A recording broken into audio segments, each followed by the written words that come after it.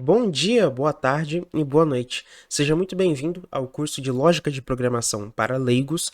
Eu sou o professor Fábio Moraes e hoje nós estamos na aula 5 e nós vamos aprender sobre variáveis do tipo primitivo em Java. Bom, isso aqui é a tabela base que nós vamos trabalhar durante a aula toda, que mostra todos os tipos de variáveis primitivas em Java. Mas antes eu queria explicar o que diabos é uma variável primitiva. Então, para demonstrar o que é uma variável primitiva, eu queria que você prestasse atenção nessa imagem. Na aula retrasada, a gente aprendeu que uma variável é nada mais que uma caixa que armazena um valor para a gente. Esse valor pode ser um texto, pode ser um número, pode ser qualquer coisa. Porém, em Java, na verdade em qualquer linguagem de programação, a gente consegue fazer também as nossas próprias variáveis. A gente consegue fazer isso. Nós programadores temos poder para isso, para criar as nossas variáveis. Porém, os nossos tipos de variáveis que a gente vai criar, eles dependem da base. Eles são feitos de uma base. Que nem esse exemplo aqui. Isso aqui é um bloco de Lego gigante. Mas esse bloco de Lego gigante, ele é feito de bloquinhos de Lego. Ou seja, o que eu quero dizer com isso? As variáveis primitivas aqui são a base, são a menor unidade possível. Elas são como se fossem bloquinhos de Lego.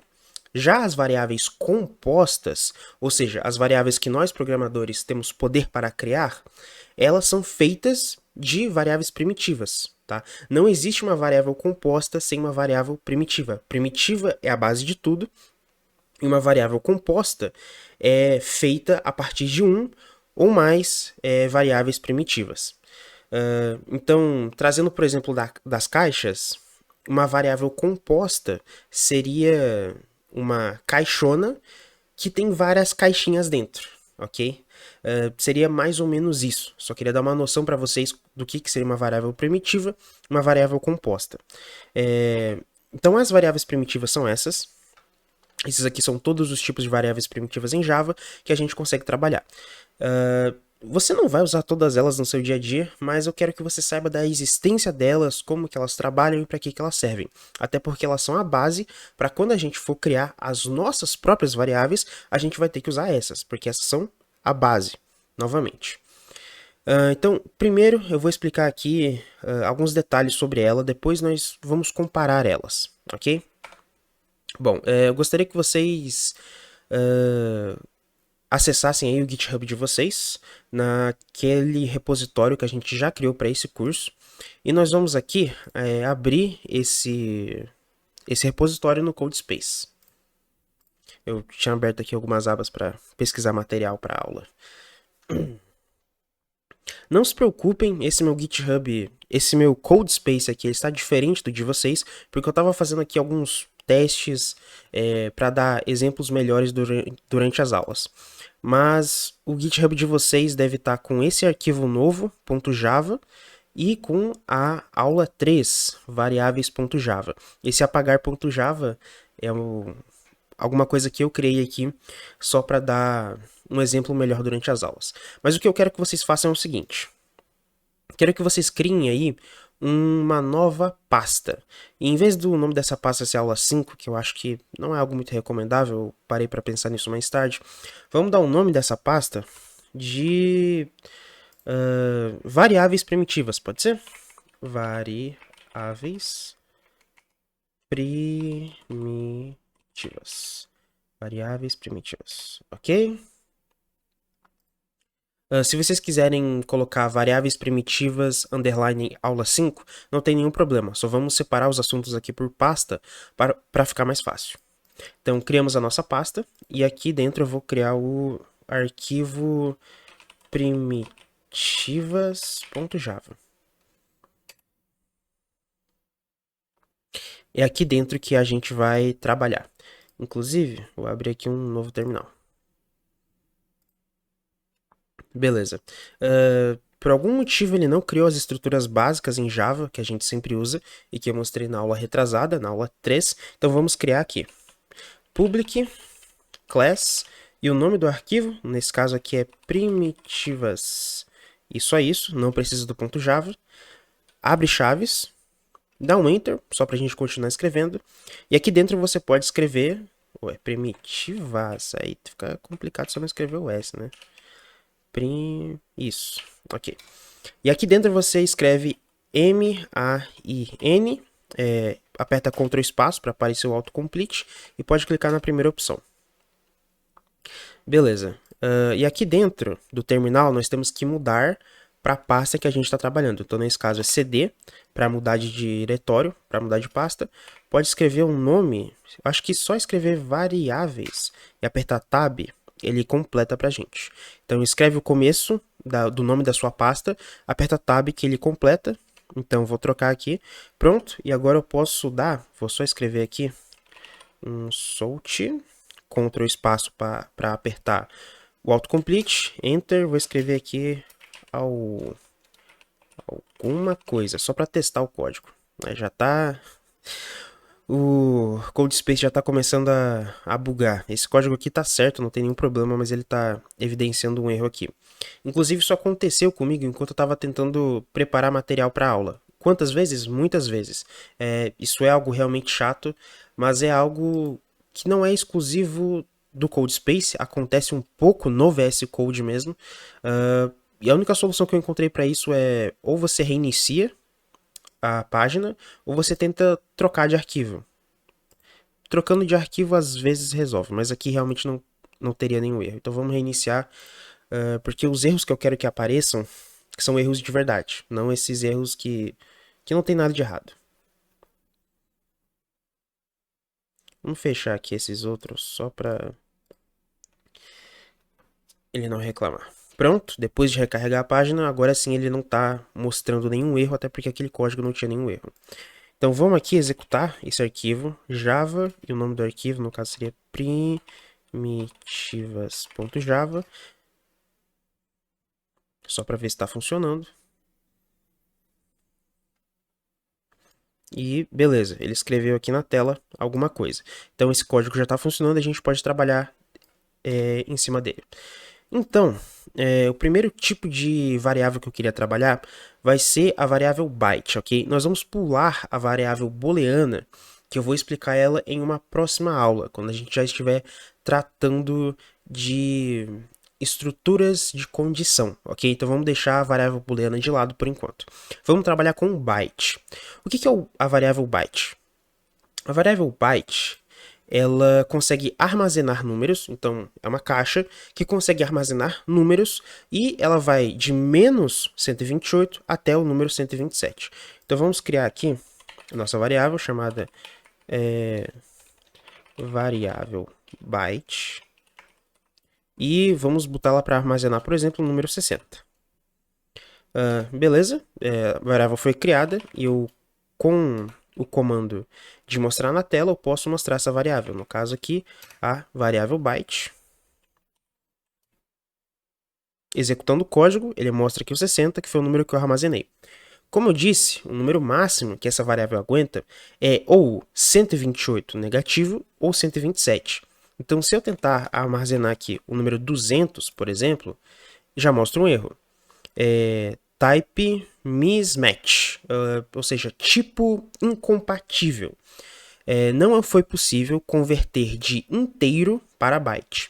No caso, o Java, quando passa aqui do número 127, o Java ele entende que isso aqui é um número inteiro, e a gente já vai falar mais sobre conversão de tipo, tá? Mas o que eu quero que vocês tenham noção é, só armazena até o número 127 positivo. Se eu tentar armazenar o 128, ele já mostra um erro, tá? O outro tipo de variável é o short. Então, vamos criar aqui short, é só digitar o nome da variável, dar um nome para a nossa variável, que seria variável short, que vai receber. Nesse caso aqui, a variável short, ela tem um range, um alcance maior, tá? Então, nesse caso aqui, a variável range consegue armazenar números positivos até 32.767. Então aqui eu posso armazenar, se eu quiser, o número 300, e aqui está errado, 127. E aqui coloco isso aqui. Então você vê que é um alcance muito maior, ok? Então 32 mil. Eu não vou imprimir isso aqui porque acho que vocês já entenderam qual a lógica da coisa. Cada variável guarda até um valor diferente. E nós temos o tipo inteiro, que nós já trabalhamos na aula 3, e esse sim aguenta um número bem maior. O limite de número que o tipo inteiro aguenta é algo por volta de 2 bilhões, mais exatamente 2 bilhões 147 milhões 483.647. Se você tentar armazenar um número maior que isso, não vai dar, não cabe dentro do tipo inteiro. Mas não tem problema, porque acima do tipo inteiro nós temos o tipo long. O tipo long ele é ainda maior. Esse número aqui, eu sei que ele é grande pra caralho, nem eu sei ler essa porra, mas é por volta de 9 quintilhões. É um número bem grande, então dá pra você guardar um número enorme aí, caso você queira guardar. O que o tipo byte, short, int e long tem em comum é que todos eles só armazenam números inteiros. Vamos lembrar aqui que é um número inteiro. Calculadora. Por exemplo, 10 é um número inteiro. 5 é um número inteiro. 22 mil é... Opa, 22 mil. 22 mil é um número inteiro. O que não é um número inteiro? 5,5. Não é inteiro por causa da vírgula, ok?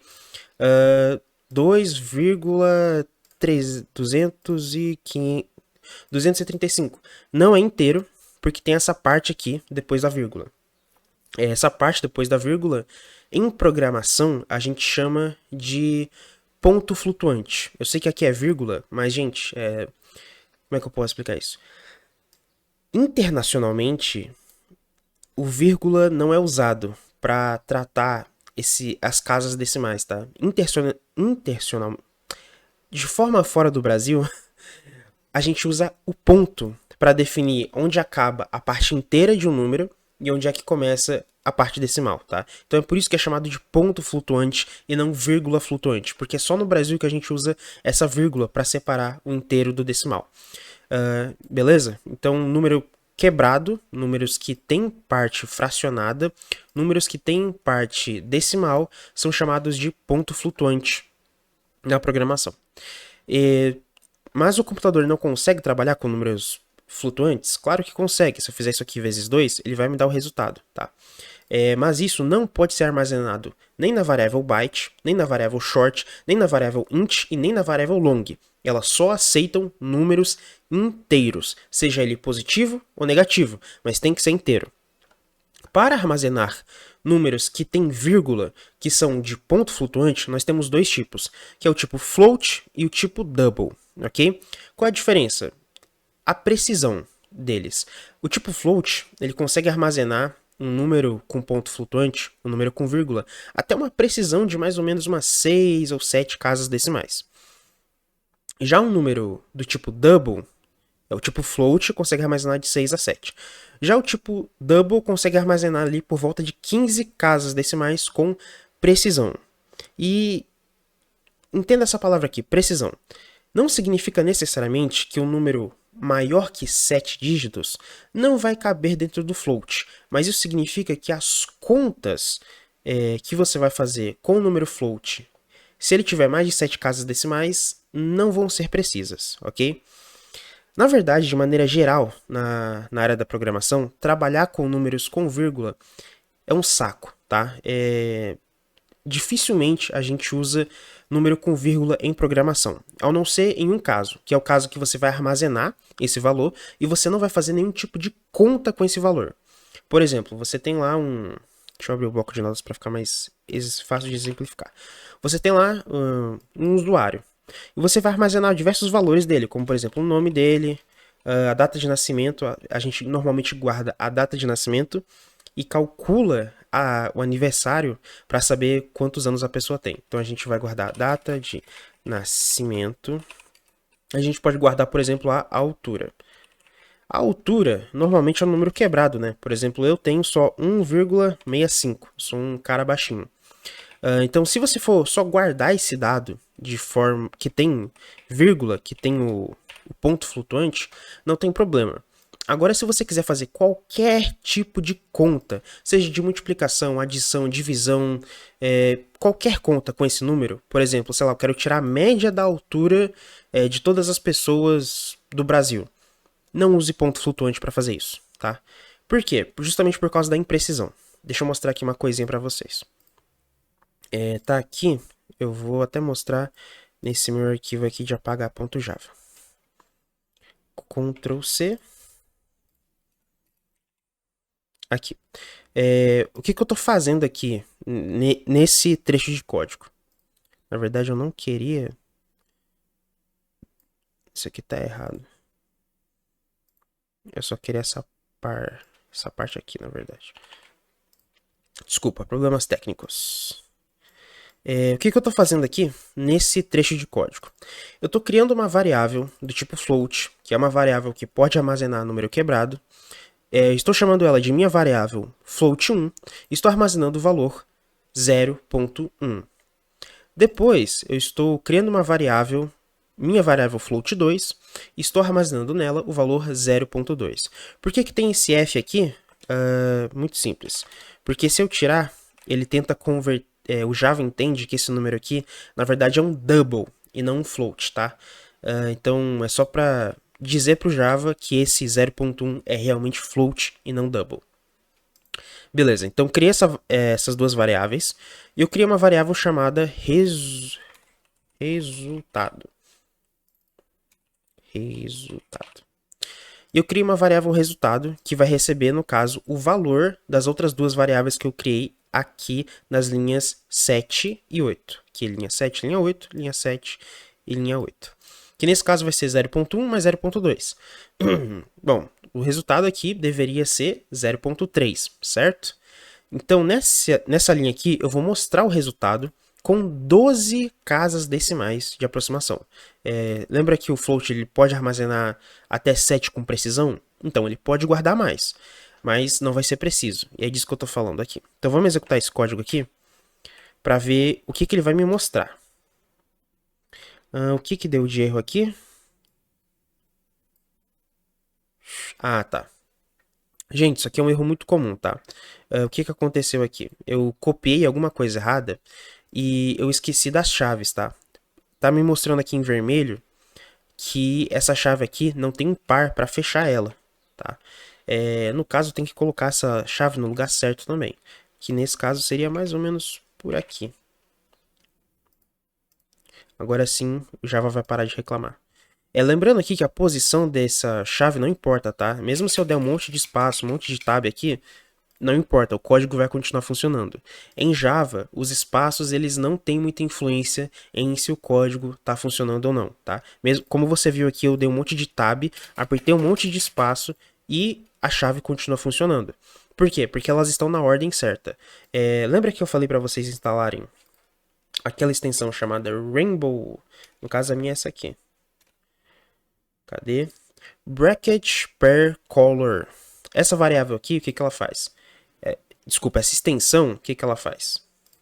Ela faz justamente isso aqui. Ela colore chaves e parênteses para mim. Então, por exemplo, aqui eu sei branco com branco. Então, o branco com branco está fechando. Aqui é rosa, então deveria fechar na variável rosa. Esse negócio aqui de... Como é que é o nome mesmo? Parêntese, tá azul. Então esse aí deve fechar num azul também. Então isso torna um pouco mais fácil da gente criar código. Então eu só vou deixar isso aqui para ficar bonitinho. Beleza? Tá, agora sim nós vamos rodar esse código aqui. Então, vou rodar. E olha só. 0.1 mais 0.2 deveria dar 0.3, exatamente. Só que como você pode ver aqui, o resultado não foi 0.3. Ele foi 0.3.000111921. Como você acabou de ver, esse resultado não é nada exato. Em matemática, a gente até poderia aproximar esse resultado, mas isso aqui foi só uma conta demais que eu fiz. Se eu continuasse a fazer várias contas em cima desse número, alguma hora ia dar um erro. Alguma hora essas pouquíssimas casas decimais iam virar um número de diferença, 2, e o resultado ele não ia ser fiel com a realidade.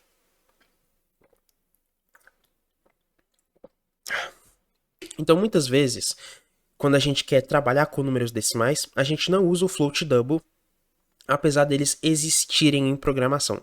Por quê? Porque as contas com eles podem ser imprecisas. Mas por que isso acontece, professor? Eu vou explicar. Por que o computador, mesmo sendo a melhor máquina de todos os tempos, não sabe trabalhar com números decimais? Com números inteiros ele sabe trabalhar, ele sabe contar de 1 até 1 milhão sem errar nada. Agora, se você pedir para ele contar de 0.1 até 1, indo de 0.1 em 0.1, ele vai falhar. Por quê? Isso aqui, esse site, ele converte números decimais, ou seja, números que a gente consegue trabalhar, que são 10, o 20, o 30, o 40, em números em binário. Então, por exemplo, aqui, o número 2 em binário, ele é isso aqui. Isso aqui não é o número 10. Isso aqui é 1 seguido de 0. Isso aqui não é 10. Número 4 em binário, ele é isso aqui. E lembrando que isso não é 100, porque isso aqui está na base binária. Então, seria 100. O número 3, ele é 11. Lembrando, isso não é 11. Isso aqui é 11. Então, números que são inteiros, eles são facilmente convertidos para binário, que é a única língua que o computador entende. Mas e se eu tentar converter um número que tem casas decimais? Olha o que acontece. 0.1. Aqui no caso ele só está mostrando até 20 dígitos. Mas quando a gente tenta converter um número que tem casa decimal em binário, pode acontecer isso aqui. O que aconteceu aqui foi uma dízima periódica. Caso você não saiba, uma dízima periódica é basicamente isso aqui. É por exemplo, 0, aqui. Se a gente dividir o 100 por 3, o resultado vai dar 33,333333333 e a calculadora aqui está parando de mostrar, mas isso aqui segue ao infinito, isso aqui não para. E aqui é a mesma coisa, o 0.1 ele virou uma dízima periódica, tá? Então ele não virou um número exato em binário.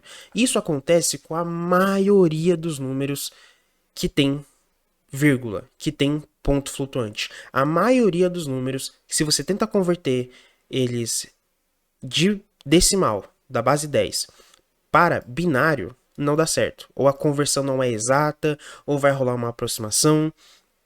E é por isso que a gente tem dificuldade de trabalhar com números com ponto flutuante com o computador. Não é que é impossível, mas é difícil. Então o que a gente faz normalmente quando a gente quer trabalhar com números com ponto flutuante? É uma coisa muito simples, que se chama aproximação, tá? Quanto tempo tem de aula? 22 minutos? Tá bom ainda. Dá pra dar muito conteúdo ainda. O que a gente faz é uma aproximação. Por exemplo, digamos aqui que você tem 100 reais na sua conta. 100 reais na sua conta bancária e 33 centavos. Ou seja, esse número ficaria algo como 100,33. Só que esse número não vai ficar armazenado no seu banco desse jeito. Porque, por exemplo, se você tentar pegar um empréstimo, ou tiver juros em cima disso, ou você estiver rendendo na poupança, CDB, qualquer coisa que tenha cálculos em cima disso, pode quebrar, pode dar uma divergência bem grande. E aí, ou você fica com prejuízo, ou o banco fica com prejuízo. Isso não pode acontecer. Então o que a gente faz? A gente transforma esse reais em centavos. Como um real é igual a 100 centavos, então 100 vezes 100 dá 1000. Ou seja, vamos pegar outro número, tá? Só para ficar um pouquinho mais fácil. Em vez de você ter 100 reais, você vai ter 89, tá? Então ficaria alguma coisa assim.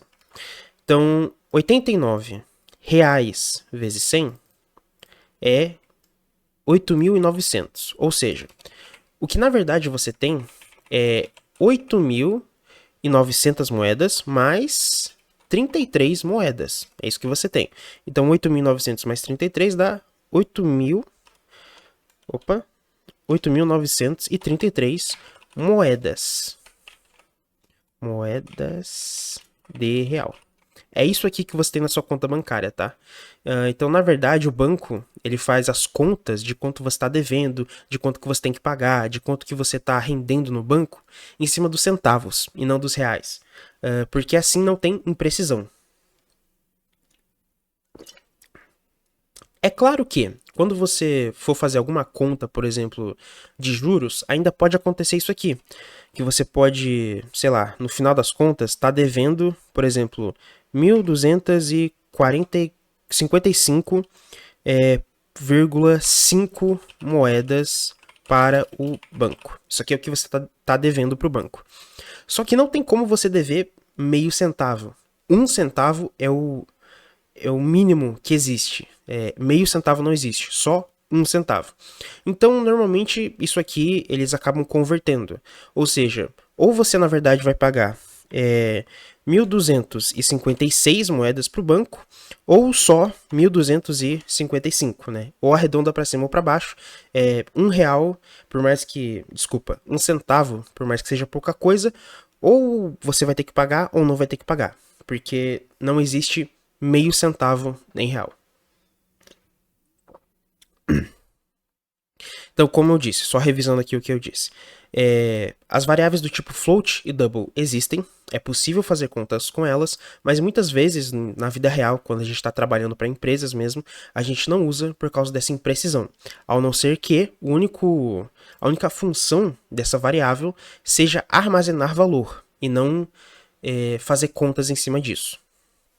Então, beleza. Passamos aqui por bastante coisa, mas ainda falta mais um pouco aqui. O que eu queria mostrar também é isso aqui. Primeiro eu vou mostrar no código, depois eu mostro em... explico isso aqui. Então vamos aqui criar uma variável do tipo byte, e ela vai ser, sei lá, agora eu tô com dificuldade para dar nome para ela. Vai ser byte1. Byte1. E ela vai armazenar o valor 44. Beleza. Eu vou criar aqui uma variável do tipo short. Vai ser short1. E ela vai armazenar o... Não vai armazenar o valor, na verdade. Ela vai receber a variável byte. Então vai receber byte1. E eu vou aqui imprimir o short1. Opa, é short1. Importante, tá? Todos esses nomezinhos aqui que estão em azul, no caso, os nomes das variáveis, elas são palavras reservadas, o que significa que eu não posso fazer isso aqui. Pelo menos eu não deveria. Exatamente. Syntax error. Lembre-se, sempre que aparecer isso aqui para você, significa que você digitou algo errado. O que é nesse caso? É que eu não posso ter o nome da minha variável sendo exatamente o nome de algum tipo de variável que existe. Eu também não posso fazer isso aqui, se eu não me engano. Não posso, por quê? Porque já existe o tipo int em Java, tá? Então, quando você for criar sua variável, você pode, por exemplo, criar int1, mas você não pode escrever int, porque isso aqui, todas essas palavras aqui, na verdade, boolean, byte, short, int, long, float, double e char, elas são palavras reservadas, ou seja, você não pode criar variáveis com esses nomes, tá? Então, mais uma coisa aqui que vocês aprenderam sobre palavras reservadas. Então, beleza. Escrevi o código e agora eu vou printar ele. Beleza, então aqui foi para imprimir e ele imprimiu aqui o número 44. Eu queria agora explicar o que aconteceu aqui. Porque eu criei uma variável do tipo byte, depois eu criei uma variável do tipo short, e eu fiz uma variável do tipo short, recebi uma variável do tipo byte. O que aconteceu aqui? Então vamos explicar. Isso aqui é só para ficar mais visual. A diferença de alcance, a diferença de range entre as variáveis. Como vocês podem ver aqui, o byte, eu vou falar só a parte positiva, tá? A parte negativa vocês podem ver aqui na tela. O byte só vai até 127, o short só vai até 32 mil, o int até 2 bilhões e o long até 9 quintilhões. Ou seja, todos os números do byte cabem dentro do short. Qualquer número que eu colocar dentro do byte cabe dentro do short, né? Como vocês podem ver aqui, o short ele é maior que o byte. E a mesma coisa serve para o int também. O int armazena números até 2 bilhões. Ou seja, qualquer número que eu colocar dentro de um short, ele também cabe dentro de um int. E a mesma coisa para o long. Qualquer número que eu colocar aqui dentro do int, eu também posso colocar dentro do long. Por quê? Porque o long ele tem um raio maior, ele tem um alcance maior de números e o int ele tem um alcance menor. Ou seja, o long está dentro do short. O int Desculpa. O long... Eu até me confundi agora. O int está dentro do short. O short está dentro do int e o byte está dentro do short. Eu acho que eu falei certo, tá? Se eu tiver cometido algum erro, me desculpe, mas visualmente aqui eu espero que tenha dado para entender. Então, quando a gente faz isso aqui, de colocar uma variável do tipo byte dentro de uma variável short, o Java deixa, justamente porque uma tem um alcance maior que o outro. Isso aqui é possível. Na verdade, o que ele está fazendo aqui por debaixo dos panos, na hora de compilar o código, é que ele faz uma conversão automática de tipo, tá? Então, você pode colocar uma variável que é menor dentro de outra maior. Nesse caso aqui, que elas são primitivas, tá? Beleza? E o contrário, será que é verdade? Depende. Vamos tentar aqui. Eu não tentei de forma offline, então vamos tentar. Eu vou fazer aqui o seguinte. Eu vou criar uma variável do tipo byte, que vai ser o bytezão. Vai receber 127, que é o máximo. Na verdade, não. Desculpa. Vou fazer uma variável do tipo short, chamada shortzão, que vai receber um número, sei lá, 60. 60 não, 70. E aqui uma variável do tipo byte, agora sim, vai se chamar bytezão, que vai receber a variável short. Shortzão, no caso. E eu vou aqui imprimir, eu deveria ter deixado isso aqui. Ctrl X, Ctrl V.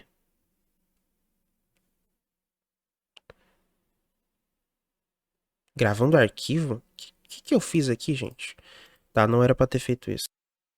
Oi, bom dia. Minha internet tinha caído por algum motivo. Então o VS Code Codespaces parou de funcionar porque isso aqui é online. Ou seja, depende de internet. Mas vamos lá. Então aqui eu só vou imprimir mesmo o short 1. Bytezão recebe shortzão. Espero que não tenha bugado mais nada. E aqui eu vou imprimir o bytezão, que é o que eu quero. Beleza. Ele tá dando um erro aqui, vamos ver se é um erro de verdade. Type mismatch cannot convert short from byte. Esse erro aqui, no caso, é um erro correto. O que o Java está dizendo aqui pra gente, em inglês, é que não é possível converter um tipo maior, né? Lembre-se que o short vai até 32.000, arredondando. Então, o short que vai até 32.000 em um byte, que só vai até 127. Mas a gente está guardando um valor que, teoricamente, caberia dentro do byte, teoricamente. Então, vamos abrir aqui, correção rápida. Se eu clicar aqui, de novo, eu vou passar o mouse por cima e vou clicar aqui em correção rápida, que o atalho seria Ctrl+. E aqui ele me dá algumas opções de correção rápida. A primeira é a add1cast, que... Beleza, add1cast... Não, na verdade a única opção que eu tenho. Então, ele fez um cast aqui pra mim. Esse cast é... Basicamente, eu escrevo o tipo em que eu quero converter aqui. Que no caso seria no tipo byte. Ou seja, ele está convertendo o meu shortzão em um byte primeiro, e depois ele passa essa conversão para minha variável bytezão, tá?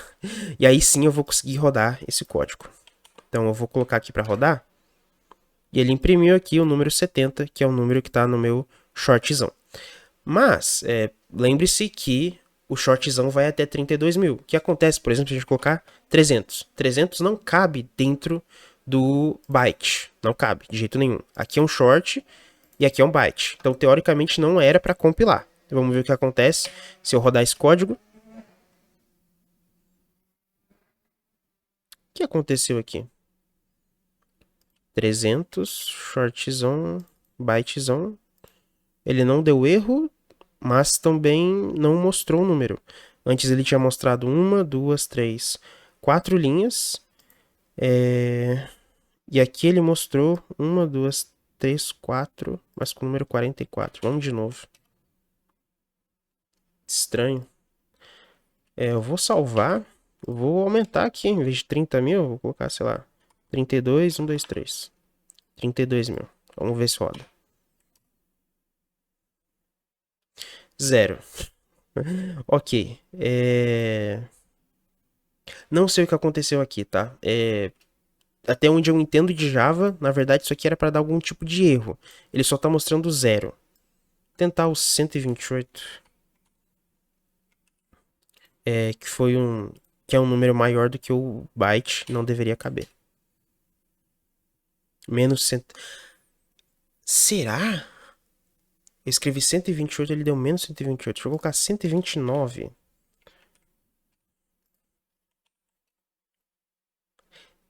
Nossa.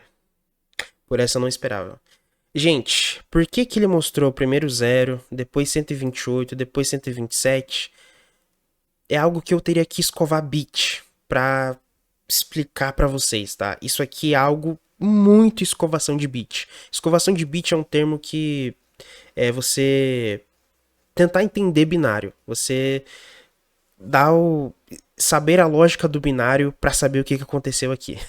Mas, assim, pra quem tem uma intuição, já entendeu o que aconteceu, tá? Que quando ele tentou converter de um número maior para um número menor, ele estourou, ou seja, ele passou o limite de 127, e aí o que na verdade ele fez, ele voltou lá pro começo, pro número mínimo, 128.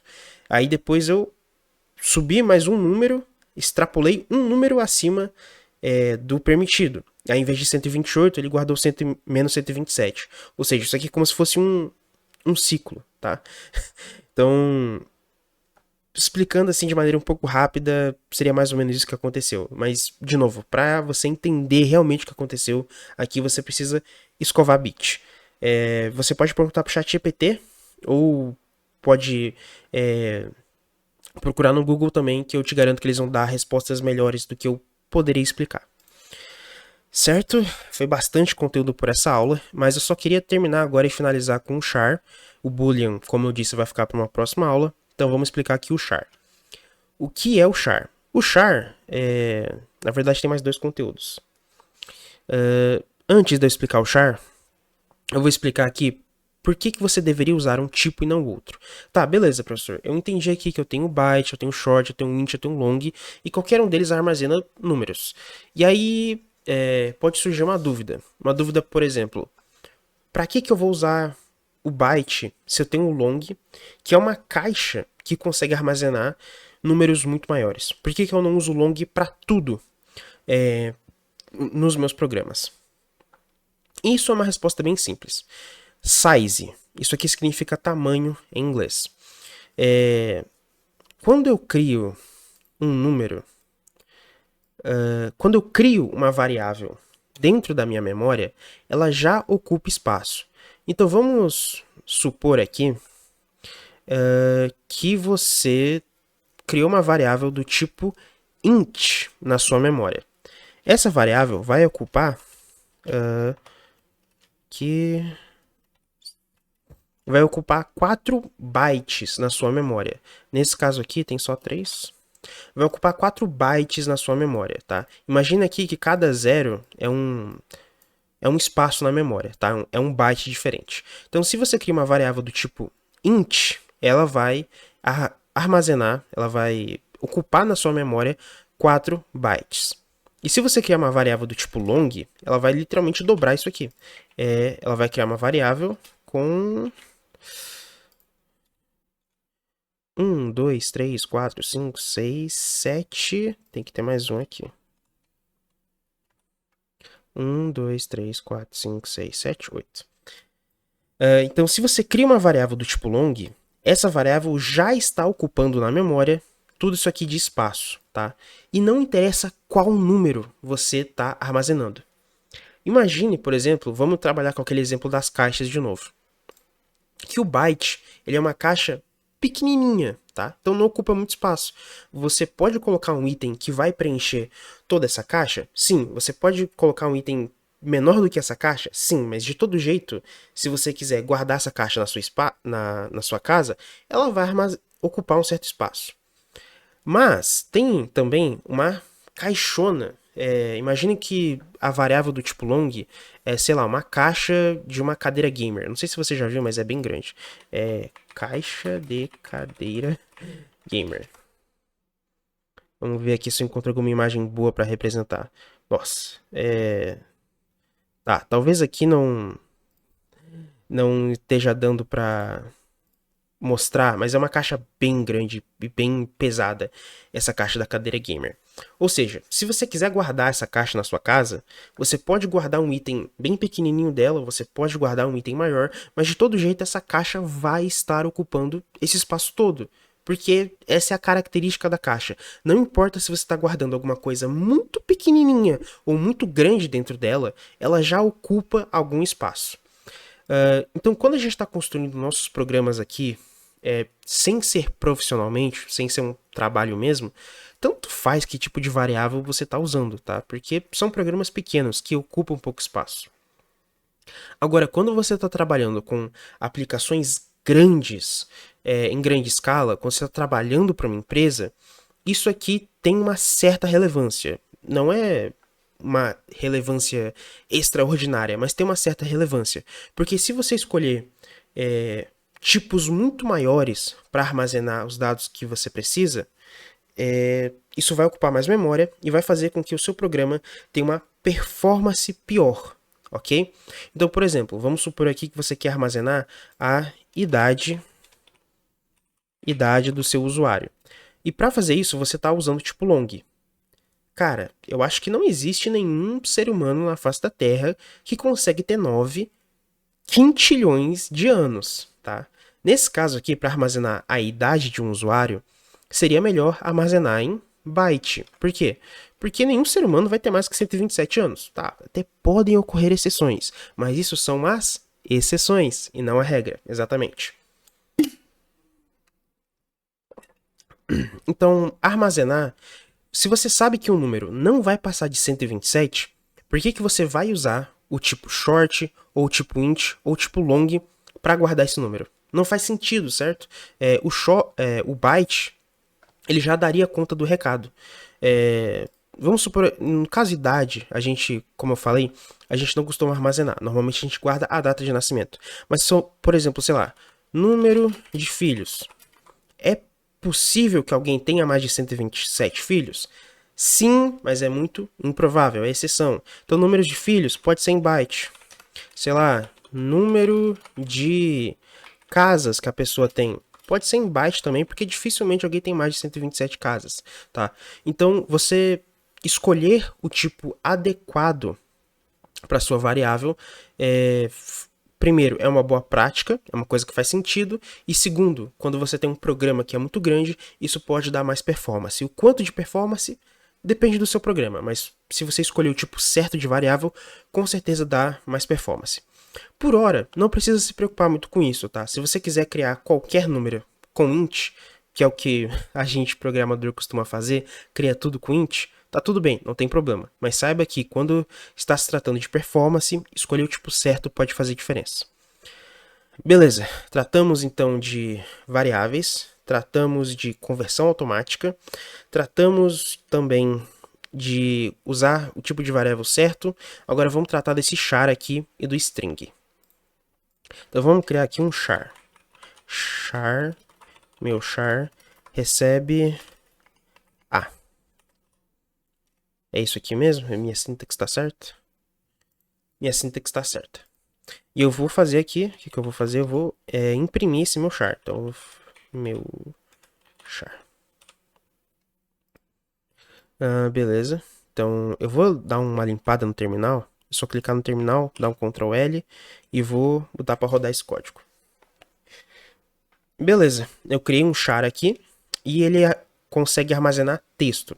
Mas lembre-se aqui que esse texto é só um caractere, tá? O char, ele só consegue literalmente armazenar um caractere, um único caractere.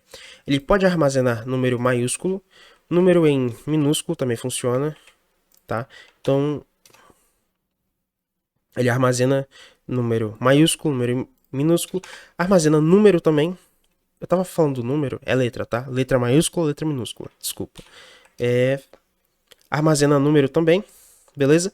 Então, ele armazena um caractere, e somente um caractere. E mais uma coisa, tá? Para o computador, isso aqui, 2 em forma de número e 2 em forma de texto, são coisas diferentes. Pra gente, é meio que a mesma coisa, mas pro computador, 2 numérico e 2 em forma de texto são coisas diferentes, beleza? Vou só voltar aqui. Tá, então o char ele armazena um único caractere, que pode ser um número, pode ser uma letra, ou pode ser outras coisas também, tá?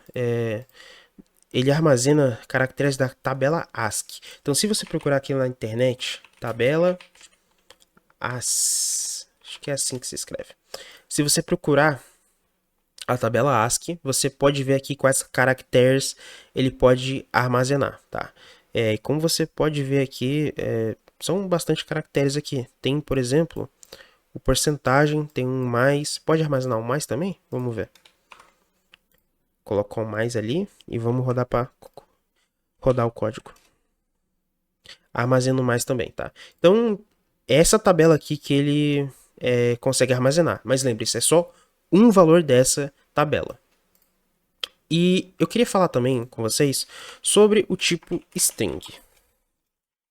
String, minha string recebe meu texto querido.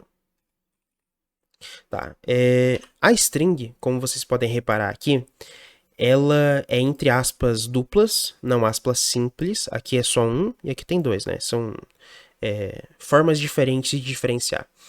Mas o mais diferente aqui é que a string ela começa com letra maiúscula, enquanto todos, e repetindo, todos os outros tipos primitivos começam com letra minúscula. E por que isso? Porque string não é um tipo primitivo.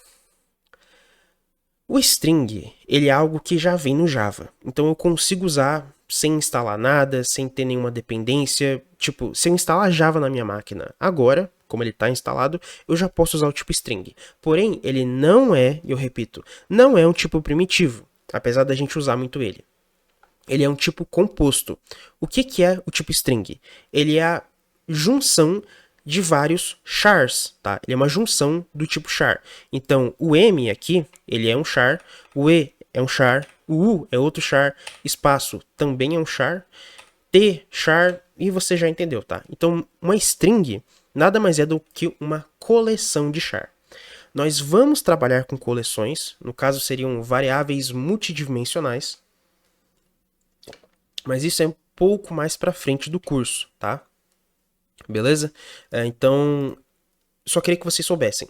String não é um tipo primitivo. Ele é um tipo composto, mas ele já vem por padrão junto com Java, então você pode utilizar à vontade.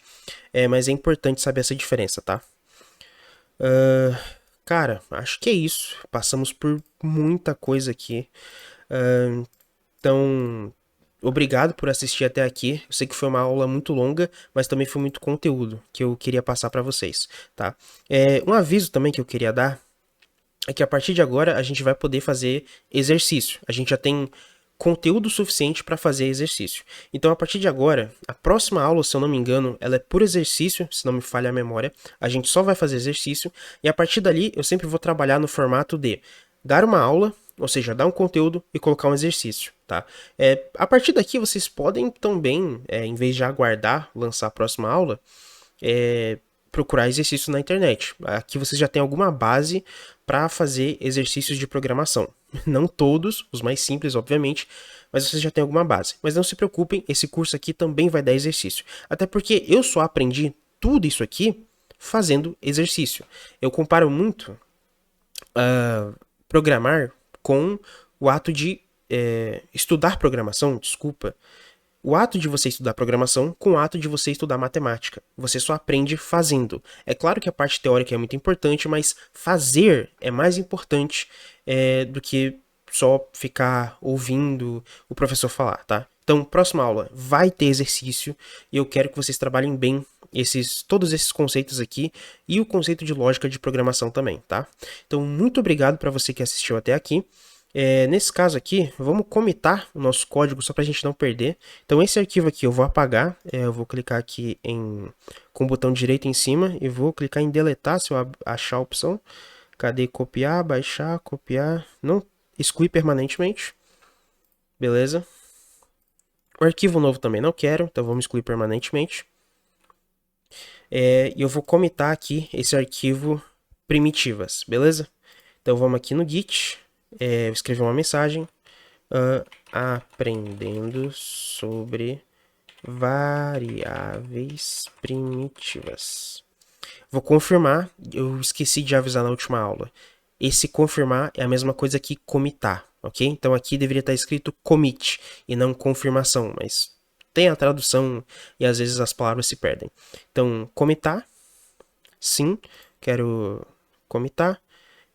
E aqui eu vou fazer o push, tá?